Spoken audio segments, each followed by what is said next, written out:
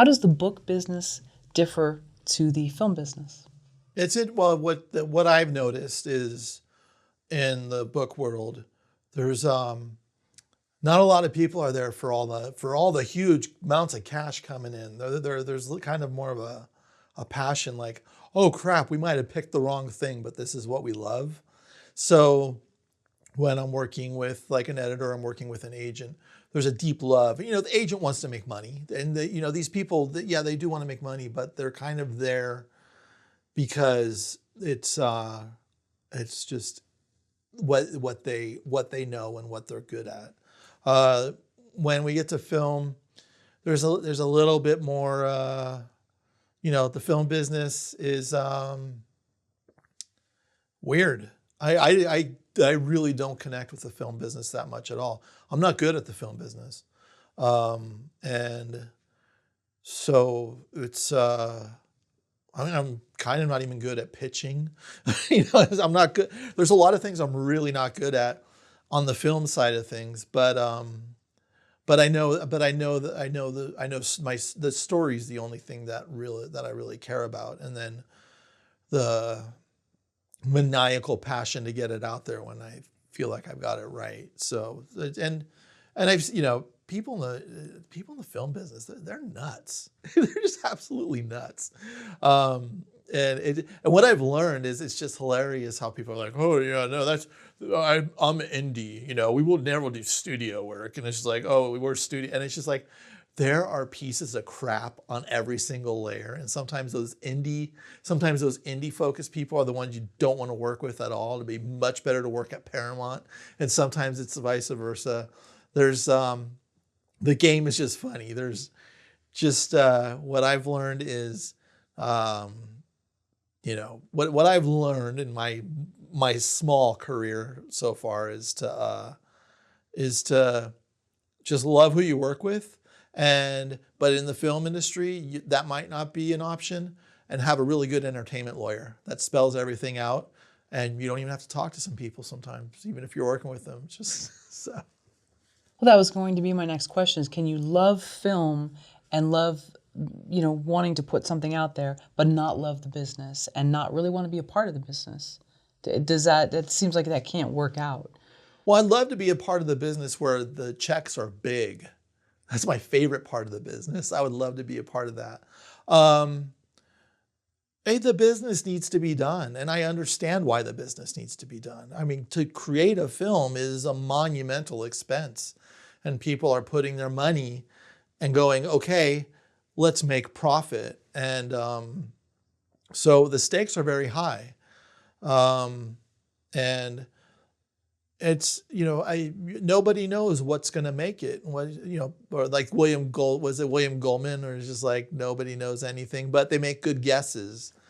And there's a lot of people that make good guesses. I do. I mean, I love the art of film. I love the passion of someone who's in wardrobe, and to talk to someone who does wardrobe, and it's just like they are storytellers there. And I've learned a lot coming into this, where I've loved film before. I love it even more now that I've seen behind the curtain. So that, yeah, there's the business part, but most of the time, if you're really working on something, the business part's so secondary, and you try to get agents and entertainment lawyers to do all of that part of it, and then go, okay, great, here's what I need to do, and this is what I need to deliver. And I think a lot of that is communication too. I think I've learned a lot over the years. Be very almost over communicative, so they know what to expect, so they know what I can bring, and don't promise anything that I can't bring, but let them know that I'm going to try to do that, but that might be out of my realm, but let's just see what happens, kind of thing.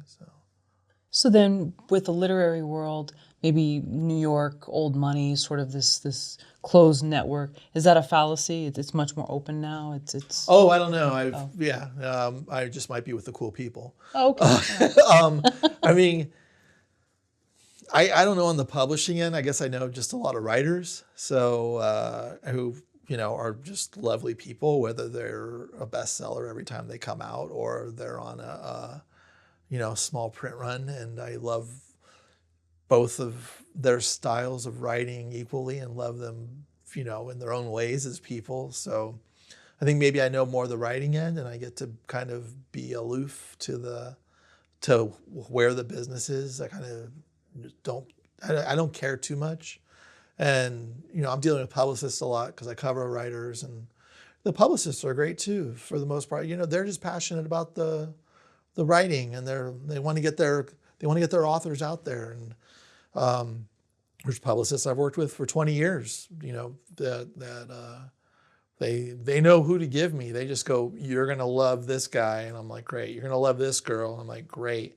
I don't even need to see the book. Just, yeah, they're on the calendar.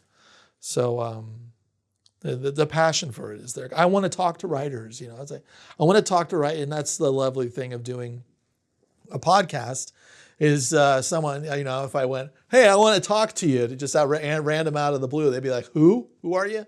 You have a podcast, and you're like, "I'd love to talk to that person for an hour and pick their brain." And it's just like, wait, you can just do it?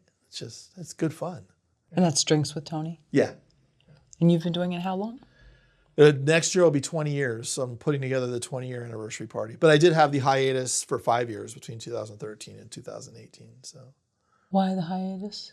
That's when Jesus Jerk went into development, and then I had to get to LA. And I used to do Drinks with Tony in studio in San Francisco. So that was a 2-hour show in studio, and I didn't know how to do it not in studio. And then after the film was released, and that kind of the kind of dust settled, then I went, maybe I should just do this as a podcast and have my field recording gear instead of worrying about doing a 2-hour show. So I just kind of switched up the format. The way you miss writing and the way you feel like you're a better person for writing, and when you don't, it's kind of like with people that meditate. They're like, "Oh, if I don't meditate, I'm not fun to be around." Were you similar with not being able to do the podcast? Did you miss that? Did you need to do that podcast? So, after Jesus Jerk came out, and after all the dust settled, I was walking up Hillhurst, totally depressed, just gutted. I didn't know why. And I'm like, how do I get out of this depression? And I'm like, what's the last thing that made me happy? As I was like, as I was working on other writing projects and stuff. And I went, Drinks with Tony. And I think because there's no stakes in it for me. There's stakes in it because I want to do a good show. But there's not the stakes that I'm putting into my writing. And at the same time, and I restarted it with thinking, oh, maybe I'll get 10 episodes in. I wasn't planning on doing it that long. I was just like, oh, I still got this, and I got publicist contacts. I'll just tell people I'm doing it again. And then when I don't get a guest, I'll just stop. And I just put episode 157 up because the guests haven't stopped coming, and I have to say no to a lot of people. So it's just like, and I still enjoy it. And the only reason I do it is because I really enjoy it. It's, the 1 in 10 guests. I go, ugh, that felt like a piece of crap. But, the 9 out of 10, I'm just like, oh, this is why I do this. And there's like 2 out of 10 where I'm like, this is really why I do this. This reminds me of why I'm in this game. So. Whereas with writing, if you don't write, explain to me how long before you suffer withdrawal. I think the thing is I need to have characters in my brain, and I need characters that are coming together. So I need to actively be working on someone. So I'm working on a character, Amber, right now. And so during the day, I can have things that irritate me, but I have the problem solving of how will Amber get out of this situation? What is Amber? What else does she need? What does she want to say to the world? So maybe it's a way to avoid the conflict happening around me, where I can kind of almost meditate on this character that I'm working on, and this, that this character I actually kind of don't like. But as I'm writing her completely out of love and just building around her. And, she's I mean, this is a writer in process on a character, but this character does not make great choices, and this character continues to make great choices, and in the end, she still doesn't make the great choice. But working with her and kind of really getting in her head is just a lot of fun, and just and what swirls around her I find interesting. Why do you love her if she makes these bad choices? I'm setting up there's another character that I'm working on that's going to get that's going to be more of the protagonist, and it's a story of 3 characters, but there's this one character that is more pivotal than the others.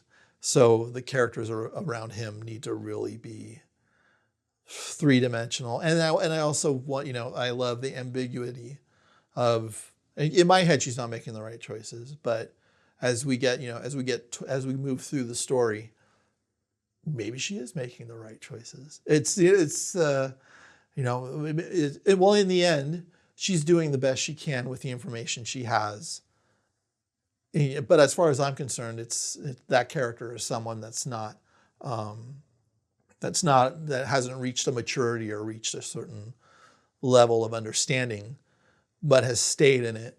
And so I have empathy for that. And that's, so driving here, I'm just like driving and I'm thinking of Amber, and people are like, oh, who's Amber? Is that your girlfriend? I'm like, no, it's just a word on a page.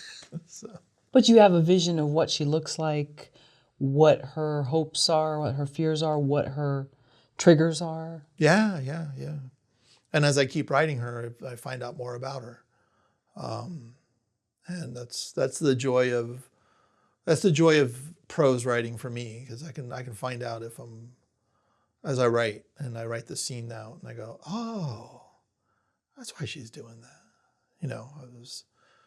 I had on this particular one in the screenplay, she's looking in a mirror and reflecting on herself, and that was like the only thing. And as I wrote the thing out, she's worried about aging. She's in her 20s and she's worried about aging, and that kind of clicked, and I went, and it opened her up, and it opened the whole story up in a new way, where it's just like, I'm not going to put in the screen, if the prose gets thrown away and it stays in the screenplay, I'm not putting in the screenplay she's worried about aging, but I know she's worried about aging when she looks in the mirror. She's a model or cocktail waitress, or what is she? Makeup artist. Oh, okay. All right. Yeah. Okay. Do you ever see her anywhere? Do you ever see like, ooh, that was Amber? No, I didn't. No, I don't see her. I see her enough. I mean, when I'm writing the script, I see her enough, and I don't want to cast her. I like that to be very open, but I do have my thoughts on certain things. But as far as like describing exactly who she is and what she looks like, there's just little composites here and there, and I'll take out like pages from like magazines and stuff, and there's an idea, but it's not that, but there could be something that a certain photograph is just like, oh, that's kind of an essence of what she could be. I'm not one to really describe. I don't care much about what they look like. I care more about the insides, I guess. And then for the film, it's, there's casting directors for that who could tell me way better, they're much better at that gig than I am. So.